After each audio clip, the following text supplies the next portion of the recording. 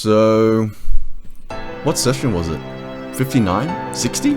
60? That was the big 6-0. Oh, really? Oh, didn't make a big deal out of It's that. another milestone. 60 sessions. So, I don't know. that's It doesn't feel like basically it. a whole year of weekly sessions.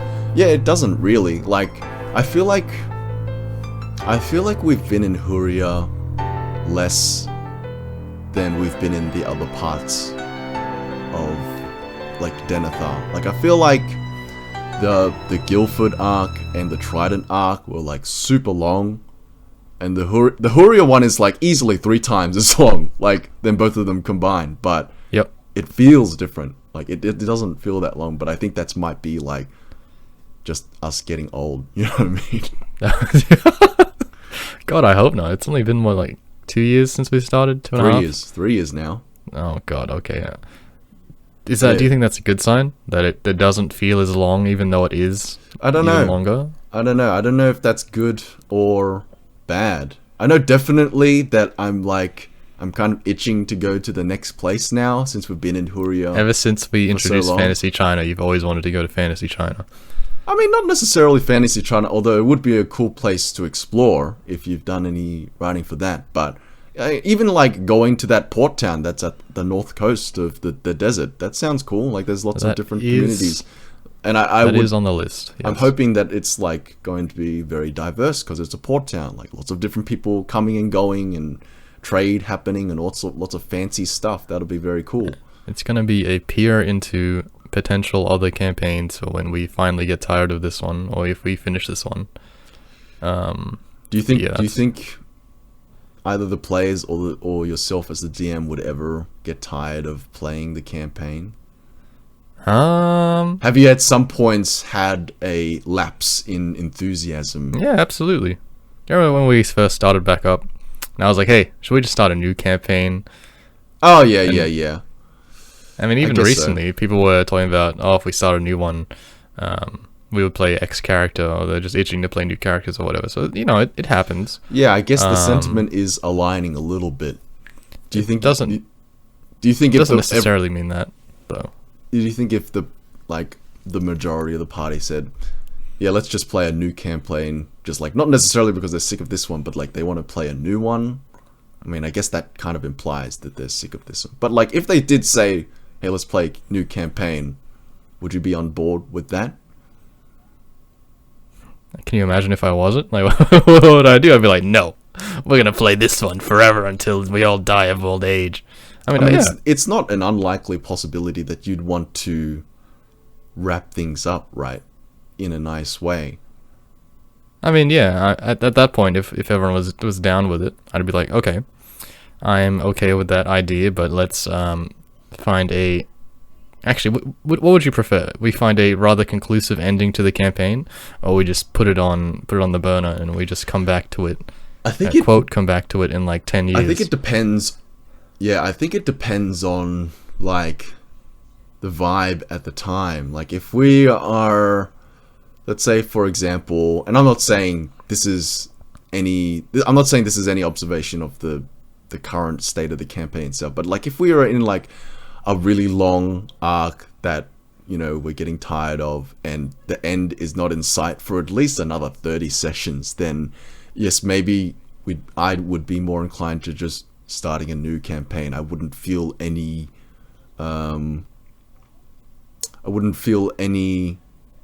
unsatisfaction from the campaign that we're leaving, right? Because the investment is at a low at that point. But if we're like reaching a climax, but we're still looking forward to the campaign, obviously people are gonna see the end of it, right? Yeah. Right? Yeah. It's kind of like reading a book, right? You're like 80% of the way through. You kind of just want to move on to the next one, but you're so deep into this one, right? You need to like you need to see the ending just to like so the circle is closed, right? But if you're like halfway through a long epic like Lord of the Rings or whatever, you wouldn't feel as fussed as, well, maybe even not, like less than halfway, right? You would close the book. It wouldn't be as, at least for me, unsatisfactory to close the book then and there. It's much harder to leave when you're invested. Yeah. I don't know. I don't think I would mind. I mean, even I've talked about it. Like, what starting a new campaign would be like. Like, would it be easier? Would it be better? I don't necessarily think it would actually be that much better if I were the one to DM it. I just think it would be very different, at least like world building wise and narrative wise. I feel like there is a. I'm not sure if I would categorize it as a problem, but I notice in this campaign a lot, we tend to get sidetracked, just like on like random shit that happens, and then it kind of spirals into like having to do this, and this before we actually go back to the main quest. I don't necessarily recognize that as a bad thing. Yeah. But I do recognize it as something that eats up a lot of session time, which is maybe why this arc in general seems to have gone, or has gone quite a long time. That is also, yeah, I agree that is something that definitely happens, but I think that's something you can't prevent. Yeah. And shouldn't prevent, because if you start a new campaign, that's not going to stop that from happening. That's always going to happen, and I think that is a norm for almost every single campaign ever existing, ever, right? I think the one thing I would change is that these random things that spiral out have some sort of tie-in with the main story, so that things are all progressing at a somewhat even pace, rather than it being side quest A, side quest B kind of thing. I mean, even I'm doing that now as well, but it's I'd probably try to make it a lot more intertwined if we were to try a new campaign. I think that even if you were to try doing that, I don't know if that would like mean that the plot moves quicker. I just not like that sounds good on paper, but in practice, I feel like, again, like there's still a lot of like sidetrack stuff, and then you sort of have to like, you know, divert it back up, but it doesn't immediately connect back up, right? It's just a long kind of bend, and then you slowly curve back around, but it's still a bend nonetheless, you know. There's still additional time. I almost said wasted, but it's still additional time being spent there than on like progressing the main plot very quickly. And I guess that's a good and a bad thing. I mean, what is the main plot? That we were there for the Oathbreaker. I think we keep having to remind ourselves like what we're even there for, right? We're there for the Oathbreaker to remove our bonds, and then what? Then what do we do, right? We just keep traveling around. Do you think that's the problem? There is no main driving goal? I feel like we've gone over this like in session like 3 where we've gone on this like a multitude of times. Yeah, it's come up a lot, but the very first time was like session 3 where there was like no main driving motivation. Yeah, but that was basically discussing like it was an issue of the party not being self-motivated to do stuff. And I think we're definitely at a point where that is not the case anymore, right? The party is doing stuff on their own accord, right? And you don't necessarily have to push things along.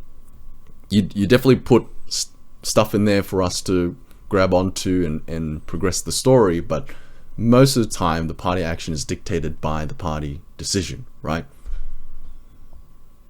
That is true, yeah. So that was the issue.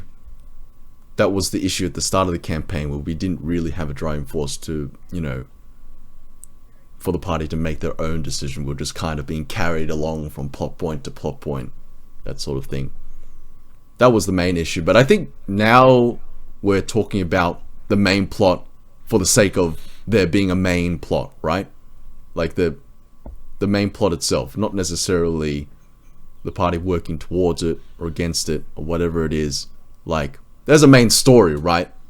But we're playing Skyrim, and we're going on every different diversion, going into every single cave, going every main side quest that doesn't necessarily connect back to it, right? Yeah. We're not really meeting our end goal. We're going on a lot of side plots. Okay. And that's taking up a lot of time. So it's an issue of time, I should say, instead of motivation.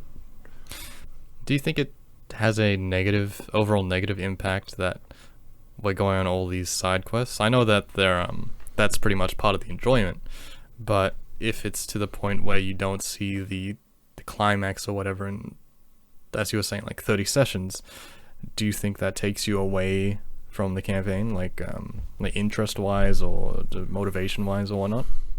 I mean, that's happened already, right? I mean, not the motivation part, but like the whole like going around on every exploring every branch of the tree.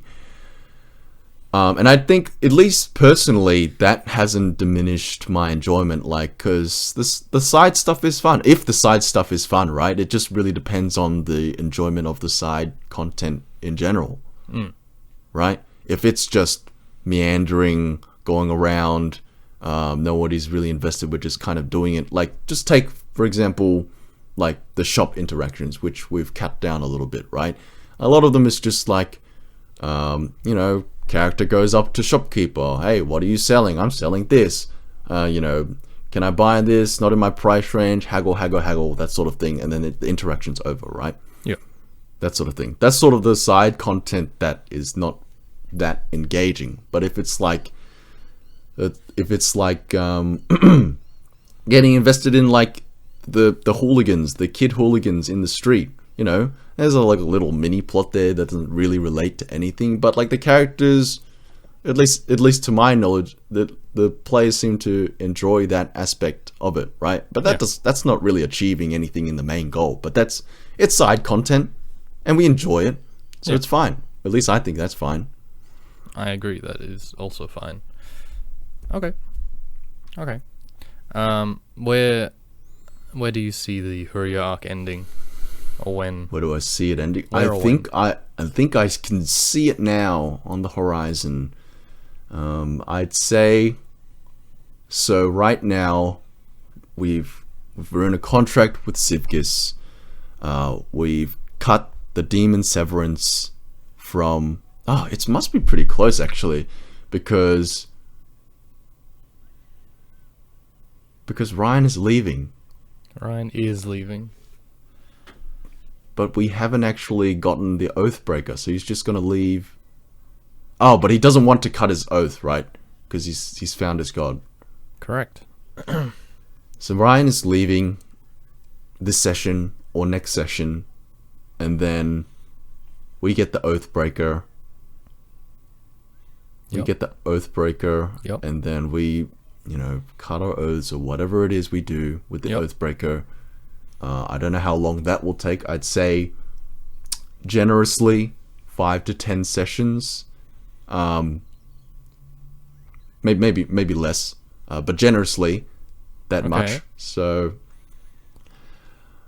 and then that's probably where I think we would start thinking about moving on for real now. For real. We're going on our own. I definitely, I initially thought that when people started talking about that port town in the north, that we would eventually get there while staying on Huria, but that doesn't really seem to be the case now. I like it. Time has moved a lot slower than I thought it would on Huria. Like, we've moved to the next port after the one we got onto. Yep. So that's and I think we're at the bottom of the desert, I would think. So it would have to make at least 3 or 4 more stops, I would think, to get to the next wherever we want to go. But I think at this point now, we're gonna have to find our own ride to the top, or we have another 5-6 month travel arc, right? Yeah, which like I'm we did also before. not opposed to. And this time it'll probably be like an actual skip. Sure. Sure. Okay. More downtime. 5 which to I 10 sessions. sort of look forward to. I'm sort of looking forward to the downtime because it moves very fast, but you have a lot of interesting plot points because of the speed, right? Because we had the whole downtime arc in Huria, and I think that was one of the better sessions we've had this year. I would rate it in the top 3 of my sessions that I enjoyed the most. So, but having said that, might not happen the same way this time, right? We might just skip and like not much happens and we're there, you know. Yeah. But the possibility. I'm looking forward to the possibility. Alright. So you said generously 5 to 10 sessions until the arc comes to a conclusion. Or at least the Huria arc comes to a conclusion. And and you would say that the end goal of the Huria arc is to find the Oathbreaker and then cut the oaths, pretty much. That's it, right? Yes, as I see it right now, yes, that's where we go. That's where we're heading to. Okay. In that case, I would say that it's probably going to be more than 5 to 10 sessions. Yeah, I Maybe reckon. like 10 to 15. Do you think we get wrapped up in more side stuff, or is it just the plot points that you have coming up might warrant more time than we expect?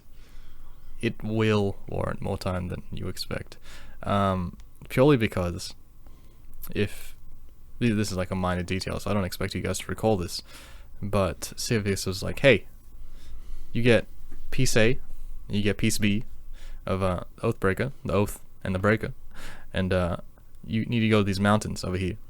You gotta see some dwarves, because they gotta put this shit back together.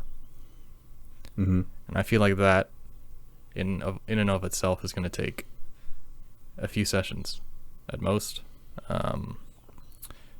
because there's gonna be a whole mini arc there. But after that, I'd say you guys return, you do your thing, and then that would be the conclusion of the arc. At least that's what I foresee. And after that, I feel like there would be a small. Now we're talking about this is just in my head, but I feel like there'd be a small time skip where you just chill for a while, and then you eventually make your way to the North Port City, where Maple deals with his own plot, his own story for a while. You guys get to peer into the other continents, and I guess from there would be a reveal of next X plot point of what's gonna happen, or what you guys should want to do or need to do. Have you started thinking about when we do eventually, if we eventually, I'm going to say if now, if we do eventually reach this port town, if that's where we decide to go, have you been thinking about what sort of happenings and things, that little plot hooks that are going on there? Has that been swirling it down in your mind? It's been of interest, and some stuff has already been said that leads on to after everything happens. Yep. But right now it's kind of up in the air. Obviously, we always wanted to do the old country tour, the continent tour, where we go around to each place and do things. I believe it has been discussed that we could go to the living forest. Yeah, that was like the next destination, because that's just over the mountains over there. Over yonder mountains, yes. But I don't know. I think Storm. I don't know if like Storm is allowed to go back there or whatever. He definitely hasn't given any objections to it. And I'm just thinking of like the backstory implications of if Storm returns there, because again, going out to like outside motivations, Lewis has been looking forward to like playing a new character. That might be where Storm retires, right? Because he comes back, perhaps, yeah. I think Storm has his own little story arc he needs to tie up, and that would probably tie in with the. Actually, I don't want to say anything, but it'll probably tie in soon as well. But yeah, maybe after that he wants to retire his character, and maybe he gets to play a new character, or maybe he wants to play a new character. But that is quite far away. Do you think that relative to how many sessions we have had, the 60 sessions, we are at a good point in our campaign? Or do you think we're going too slow, or we're going too fast? What do you think? That's a good question. I would. I think my preference is. I would like the campaign to move a little bit faster. Just so I can see all the new stuff, right? Because we've been in Huria for like 30 or 40 sessions now. No, not 40. Like 30 sessions. I think 25 it's to been like 30. 20, 25. Sure. Okay, no, that sounds right. That sounds right. I'm just, yeah, the time is getting convoluted in my mind. But we've been there for 40% of the campaign.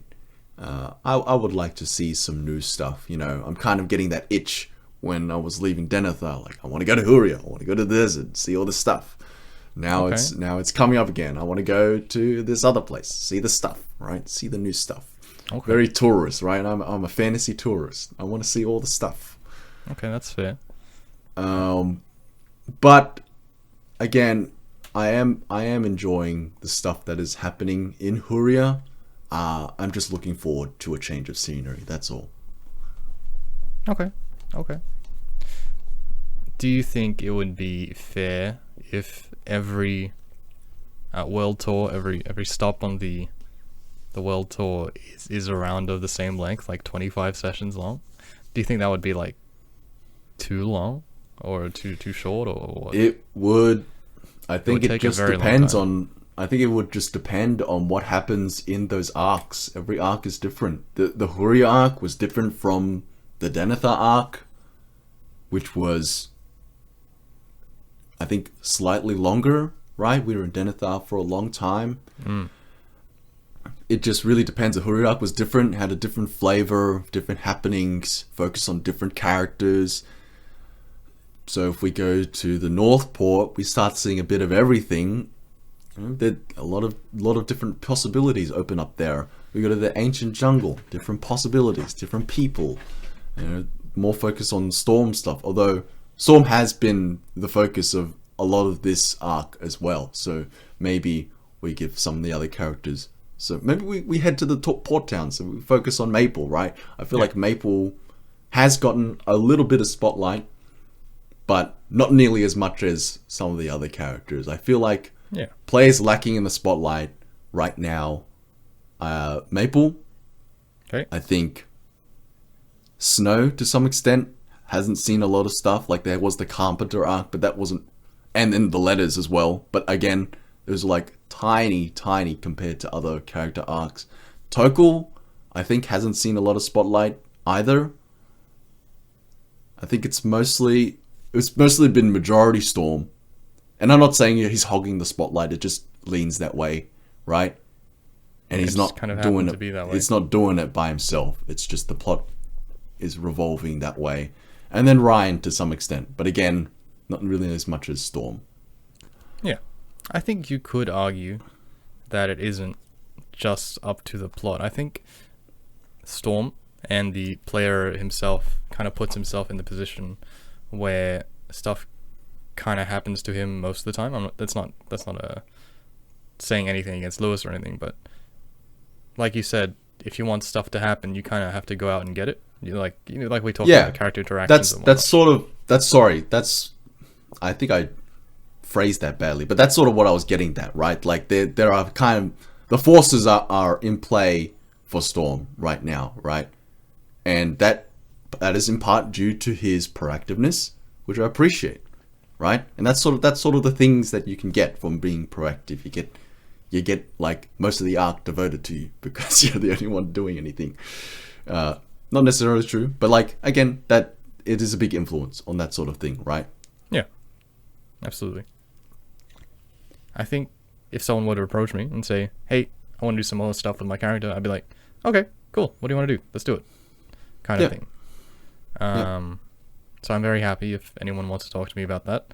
If they feel like the character isn't getting enough time in the sun, we can talk about it and we'll see where we can go with it. I think the mentality is a lot of people are kind of waiting for stuff to be happening to them. I know I definitely am like that a little bit. And that's sort of intentional and unintentional at the same time, because I believe like Snow got a bit of spotlight in the previous Denethor arc, right? And then he's kind of been on the back burner for most of this one. And I've been getting bits and pieces here, which have been okay, but like I get the feeling that, you know, it's not my time yet, right? The stars haven't aligned for Snow to take the spotlight this time, right? Okay, yeah. Like, I definitely think that also the environment has a sort of say about that. Yeah, for sure. Because like not a lot of Storm stuff is, not Storm. A lot of Snow stuff is not in Huria. There's no like snow elves in Huria. There's no like secret snow elf refuge or something. Although we have heard of something in the Northport. There's been a snow elf community there. Yep, and that will definitely tie into both your... Yeah, so naturally, that would probably lead into a more Maple Snow-centric arc. Yeah. Maybe, right? But, again, it all depends on so many different things and what the players do, and these little tiny decisions really add up. Okay. I agree. I agree, absolutely. Yeah, again, if someone wants to talk about the character, flesh it out, just let me know. Other than that, I kind of agree that the story is going rather slowish paced. Yeah. I don't really know what I can do about that. I don't think there is anything I can really do about that. I don't think it's more on like the players themselves and what they want to do. Yeah, I mean, if people are happy doing like the side quest stuff, then yeah, I'm happy with that too. Like it's not slow. It's just kind of how that happens, and that's completely fine. Right. We haven't even got into a recap. Not that there's much to recap. Basically, we're doing the Demon Severance thing. So we go to the temple. There's like a temple layout where there's a ship there. You know, Maple asks, "Hey, can we like lift the ship off the ground and like, you know, pimp it up, make it our own?" And you know, we're like, "Yeah, we might. We'll come have a look at it afterwards." So then Storm goes in, has his Doom and Severance with Ravrin and his brother Thunder to cover him in that back chamber, and then basically the rest of the party's playing Horde mode with all the gnolls. We're fighting, and Storm's having like an internal struggle with Darkstorm himself, and basically Darkstorm's like, "Hey, forget about it, right? Just join me and Yonogul. Join me and Yonogul." And Storm's like, "No, they're my family, yeah. And then eventually Storm kills him. He overcomes himself, and he overcomes the demon mark. And it's I believe it's cured now. He's rid of that mark now. As per the last bit of that session, I believe it like disappears or something. Yeah. That's the skinny of it. What did you think of the combat in general? I thought the way combat was presented, or how it was laid out, fine. How online made it worse or better or whatnot. Honestly, I think it was online. Honestly, it being online didn't really make it better or worse. To be honest, I was fine with it being online. I could see everything that was going on. Even though I hate using Roll20, it was useful at like easily visualizing, seeing what was going on, right? Yeah. Which is a pro for using battle maps and stuff, because it's an objective view on things. There's no need to constantly be clarifying and whatever. That's not to say Theater of the Mind isn't like elegant, because it is. But sometimes like people have different pictures in their minds of what's going on. But as long as you're straight with everything as the DM, then it's okay. Yeah, I think both have their place, battle maps and Theater of the Mind. Especially for more tactical combats. I'm not sure we'd call this one tactical, but there was a lot of positioning that mattered much more than in the other combats. Yeah, you could say that's tactical. That's tactical. We had a whole strategy planned out, which didn't really go out as planned at all. We barely made it. We barely made it out of that first room.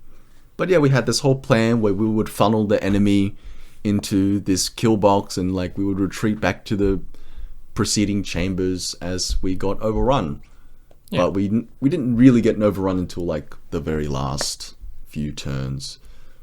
But I think that we were in the midst of executing that plan, so that's not necessarily, I wouldn't consider that a plan failed, just a plan incomplete. Okay. I really enjoyed the planning aspects you guys went through. The strategic talk, like, hey, we'll blockade these areas, we'll funnel them here, we'll stand here, maybe we'll try and get the cannons working on the ship, that kind of thing. That kind of tickled my fancy how you guys did that. Do you think that's something we're missing more often, or do you think that's just like a rare thing that shouldn't happen all the time? I would say, Do you want more of that kind of stuff? maybe. I'm a bit neutral on it. I don't necessarily. Yeah, I think it's good actually. I think it's all right.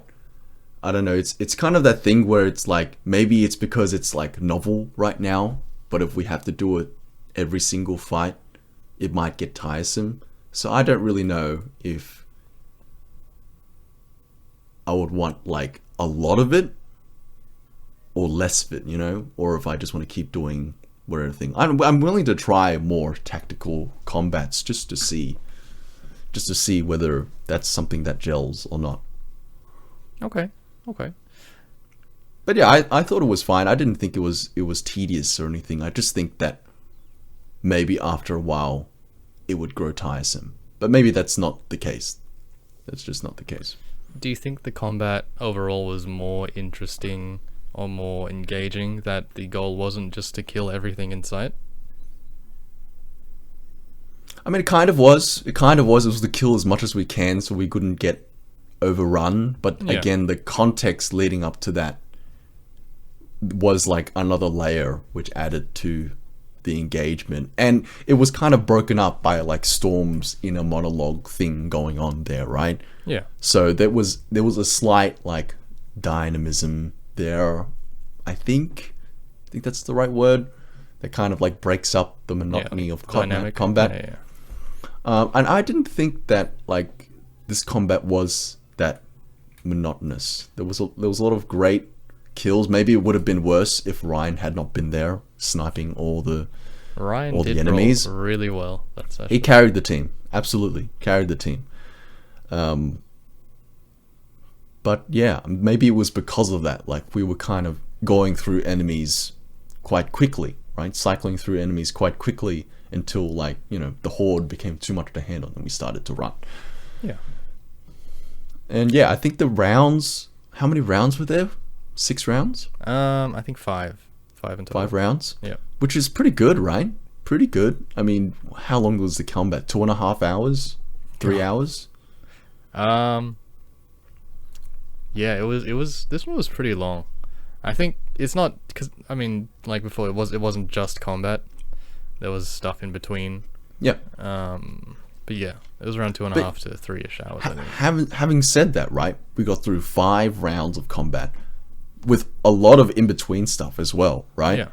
That's pretty speedy for combat, and that's probably why I didn't feel like it was A a slog. slog.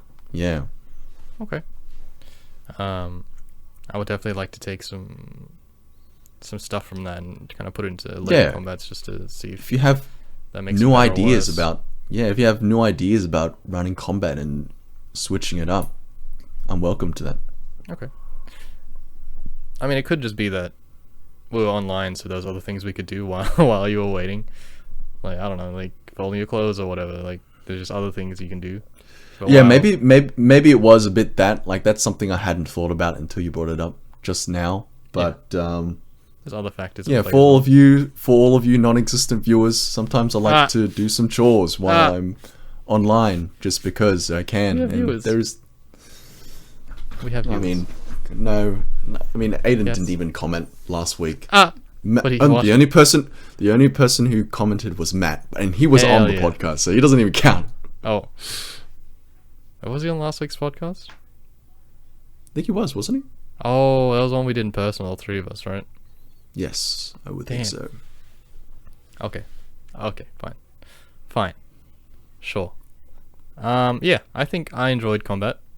Um, it's a lot of fun just to be able to throw a bunch of shit at you guys and see how you guys deal with it. This is just one of the ones where if you stay, you're probably gonna lose, kind of thing. Yeah. So you got to figure out something other than trying to kill everything. And I think you guys did really well in that aspect. I think that you finally the demon sword saw use after like 30 sessions. No, it's all used before. It's all used before. Bits and pieces. I think it gets used every 5 sessions. 5 or 7 sessions it gets used. Not much, but it does get used. This is the first time it got used, right? Oh, you mean the effect? Yeah. That Yeah. was probably the first time ever Yep. we got the effect off, right? There was one point where I remember a fight back when we were fighting Hesteldane, or someone adjacent to Hesteldane, but that party where Hesteldane was at, Yeah. I tried to whip out my sword because we were like surrounded by enemies, and I tried to kill someone, and I got double natural ones. I got double natural ones. I had advantage, I believe. I had double natural ones, and yeah, I couldn't kill. And he was on like 5 HP as well. So The fact that you remember that means that in the moment it was very, very sad. yeah, Sad well, thing. it was a tense moment because it could have turned the tide of that fight. Do you think Because I think we were losing at that point. do you think it pertains to how you play Snow in combat? Because I know you like to play Snow very far back in the range section of Yeah, things. definitely. It is definitely that.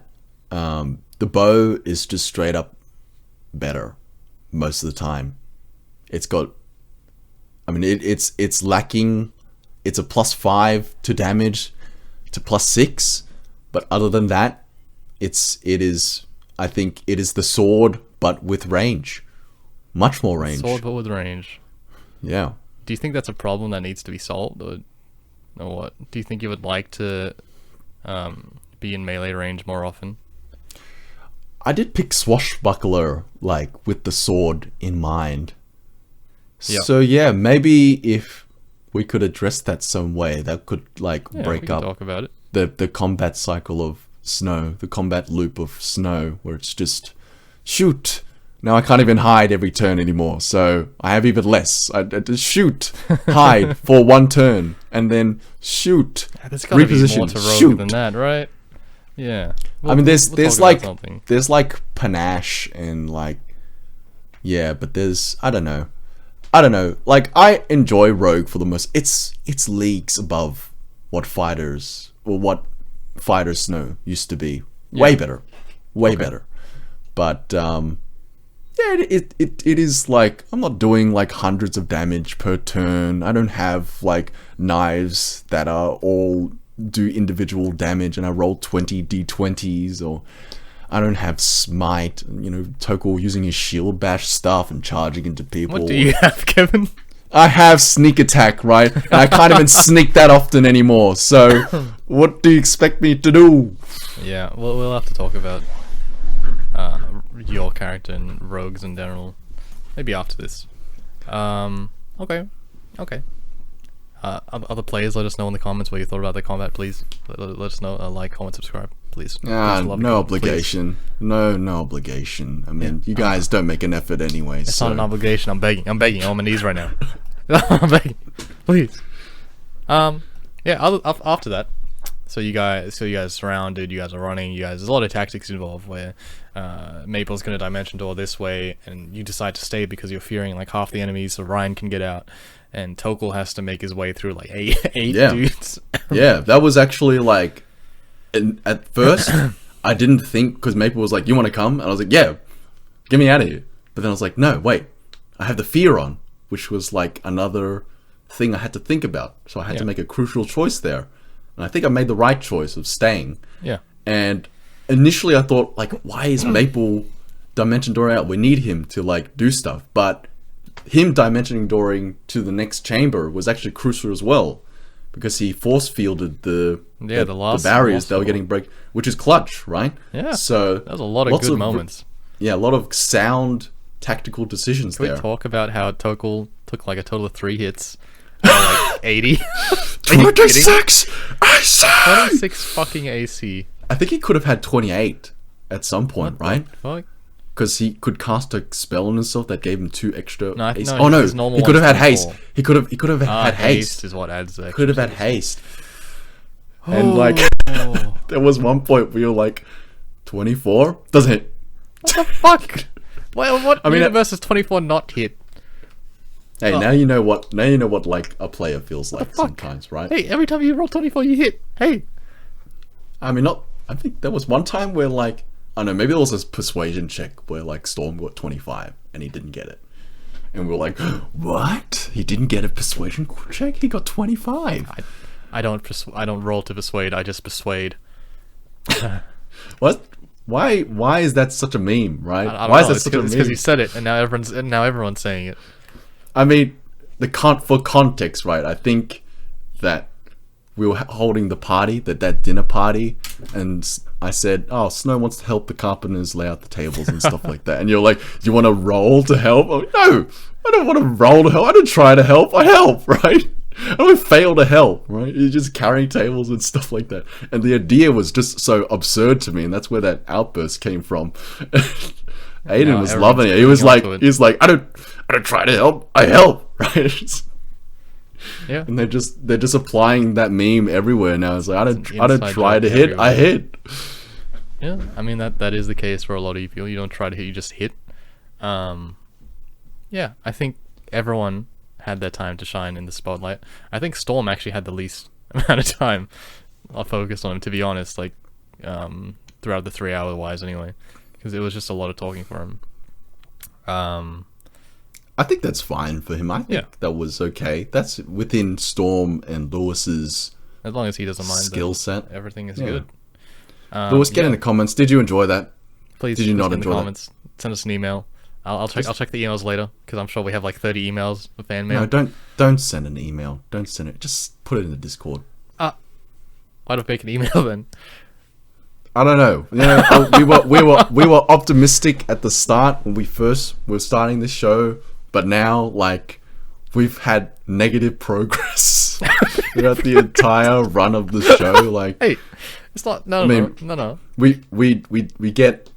We've been getting less views since the first episode, which only had like 51 views, and now all of our players, we don't even have most of the party listening, right? I'm pretty Like, sure most of them listen. every time I talk to like some of them, they're like, "Oh, I forgot to listen to it this week."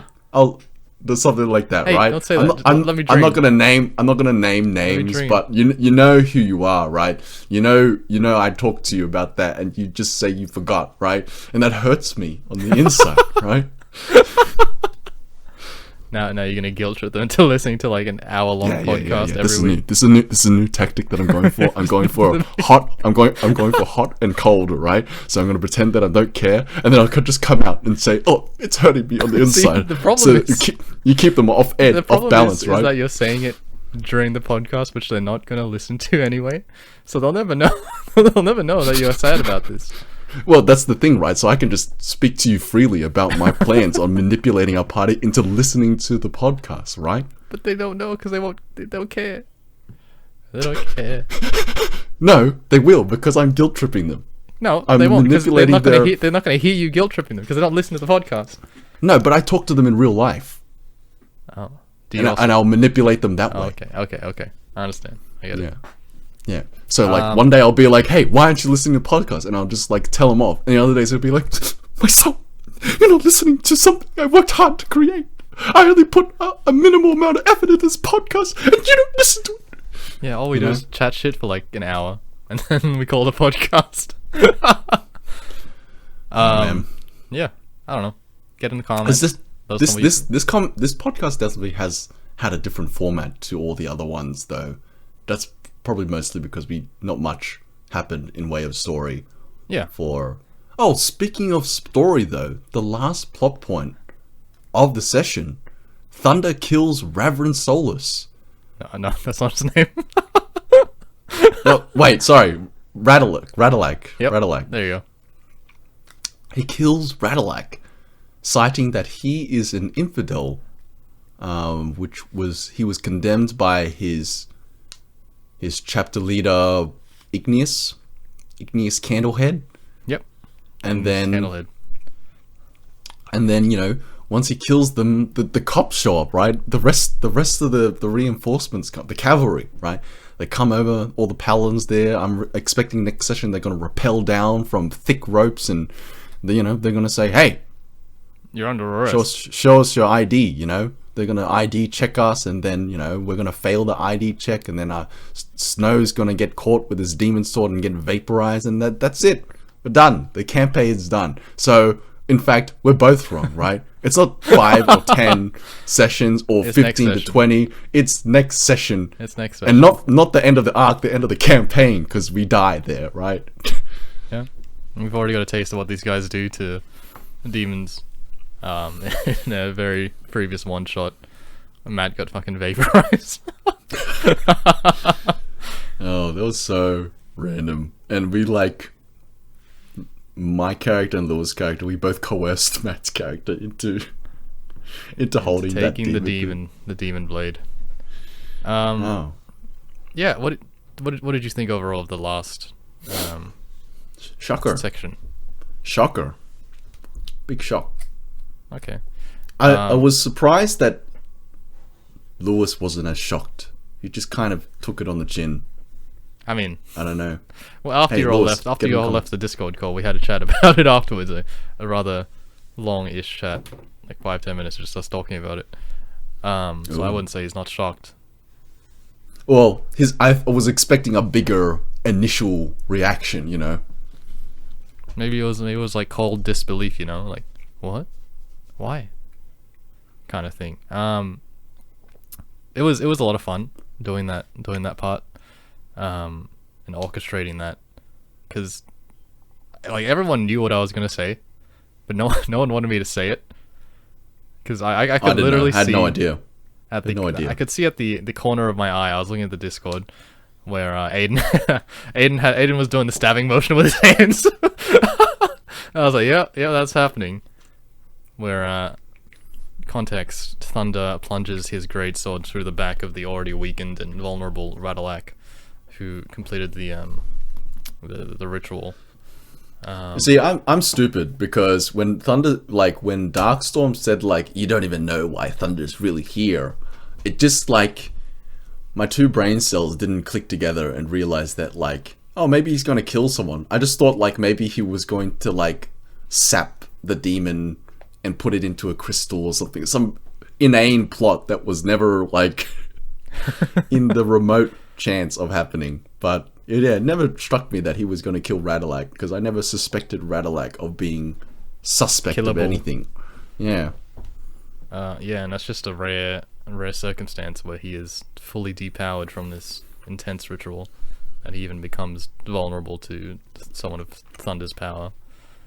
Yeah, I think that was really fun, and I'm really interested to see where that goes.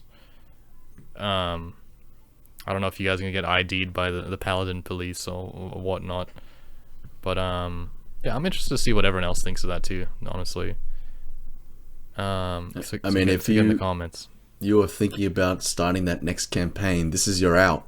This is wait, your out. everybody dies. You've got the nuke switch, right? Everyone's here, and they've got paladins that can vaporize on command. This is your out, cash in the chips. The thing is, you guys have the anti-nuke switch, where Maple still has that wish scroll, where he can just say no to any problem. Just make Igneous have level 9 counterspell. Level 9 counterspell. I mean, Boom. that's if he even Easy. shows up. Or whatever paladin needs to do that. You can do anything. That is true. Igneous Exarch of the 3rd chapter of the Cleansing Flame. Yeah, and this is going to be a really good tie-in for some stuff later on. And I think after this, you guys, if you get through this, go home, get your shit, and then go on another adventure to get the last piece of the Oathbreaker, and then we'll see where it goes from that. Yeah. So out of 10. Actually, I don't even know if I like doing the out of 10 for these things anymore, because it's like a very overall bland, generalized thing on the session. But what do you think out of 10? Out of 10, I would say 8 out of 10. I think it just loses points. It loses a point because it was like there wasn't a lot of narrative there. I do value narrative more than combat, so it loses a point there, and it loses 2 points there. I can't think of another point why it would lose points. It loses 2 points. Yeah. Okay. But I thought the combat was fine. It was good, even. And there was a nice twist at the end, and there's a lot of implications, and the anticipation for the next session is at a high. It's that cliffhanger bonus. Yeah. I'm also really interested in seeing where it goes. I would put it as also like an 8, 7.5-ish. Yeah. Where does it lose points? Huh? Where does it lose points? This is how we're spicing up the out of 10, right? We have to justify out of 10. Is this 8 as in 7 is average and 8 is just kind of good? or is this what? What is this? Wait, hold on. Let me think of where it could lose points. Hold on. See, the problem is I can't think of anything. So maybe I'll go 10 out of 10. Yeah? Because I can't think of anything. So 10 out of 10 would mean it's a perfect session. That's the implication, right? Yeah, but it's not. But it's got no faults. I can't figure out why. But there is something, right? Maybe. I don't know. You just can't articulate it. I don't know. Maybe I'm just trying to be humble. So I'll put it at like an 8. I mean, it's okay to put it at 10, but that just it means it's perfect, right? You see no wrong. It is like the best session you've had. See, if we do the old your version where 5 is the average, right? And I think at that point 10 becomes this unattainable, perfect, it's never really gonna happen kind of session. Yeah, it should. It'll be this miracle session. It should. But I guess it depends on what you're strapping that rating onto. Is it enjoyment? Like 10 being this is the most fun I've had in a very long time, despite the flaws, or is it 10 as in like the session quality in general, right?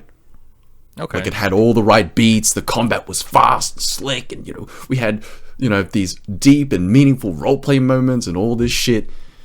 That's quality wise, that's what a 10 is a perfect session, right? Like no faults at all. So but out of enjoyment, which I think is what we're going for here, 10 is attainable if you had a lot of fun. Okay. So this is enjoyment rating. Yeah, but it's 10 is also don't take it lightly. It's one of the best sessions you've had of all time, right? Out of the 60 sessions we've had, this was the best one, or one of the best ones. Yeah, because I feel like a 10 happens 1 in every 50 sessions, or 1 in every 10 should be rare. That kind of quality of enjoyment should be rare. All right, maybe this is not a 10. All right, I'm gonna go with 8. Why is it 8? I'm gonna steal your reasons, and that there was not that much roleplay. Okay. And that combat, I think this is the one time where we can see combat as not this overall kind of negative thing that takes away. Yeah. This one was, I would say, kind of good. I don't know if anyone else agrees with that. I know you. Okay, let's go deeper. Okay, out of all the combats that we've had, what was the enjoyment factor for this combat? In terms of running it relative to all the other ones. Yeah. Isolating it to just combats, right? I feel like this was one of the better ones. Definitely. I think this was also one of the better ones. Purely because I can't think of any other memorable combats, to be honest. Maybe my brain's just fried at the moment. Okay, well, we have this one. We have this one as the bar, right? We set the bar at this one, right? And I could definitely see maybe combat could be a lot better than the one we had last session. I could definitely see that. So the potential is there, right? Okay, so it's got a 10 for potential. So there's a 7 and a 10 for potential. Yeah.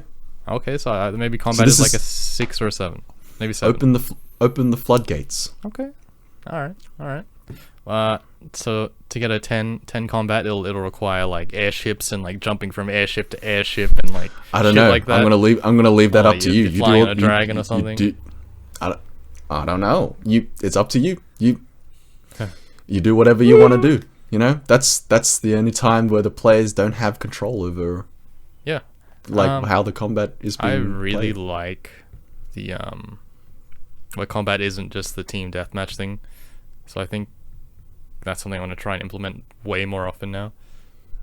Where the goal isn't just, hey, we got to kill X guys. And I mean that's going to happen at some points, but most of the time the goal shouldn't be just that. It's like, oh, we got to get to X piece of MacGuffin or whatever or stuff like that. So maybe that is where the 7 comes from, or the 8 or whatever comes from.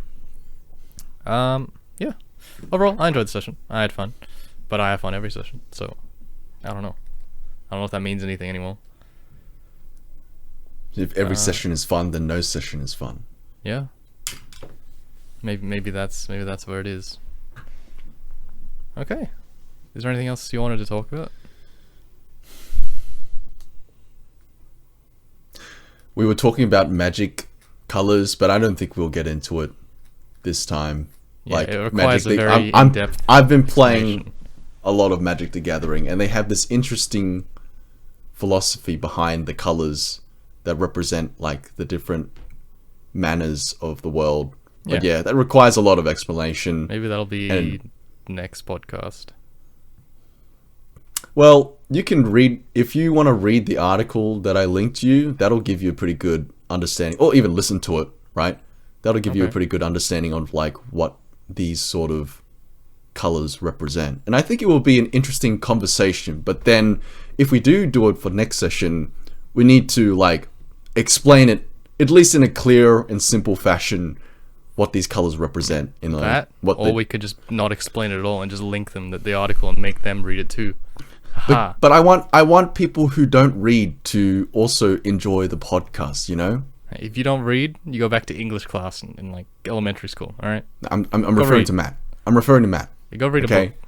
I want Matt to enjoy the podcast every Hey, once in a he while, will enjoy okay? it. He always enjoys it, right? That's why he leaves comments. He doesn't ever leave a comment. The last He's time left he left a comments. comment because he was on the He's podcast. left a YouTube comment once, twice, maybe 3 times. Anyway, I think we're good here, right? We can wrap it up. Let's wrap it up. This has Alright. been episode 24. Has it? 24. Is it 24? Is it 24 or is it 25? Let me check. Wait a second. Huh? 23. 23. I think it's 23, right? This has been episode 23. Wait, has there been there hasn't been a 23.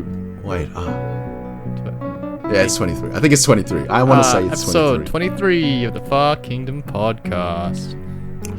Join us next time for episode 24. Yeah. Where shit goes down. We talk about the end of the campaign because everyone dies. All right. See you, everybody. All right. Bye-bye. Bye.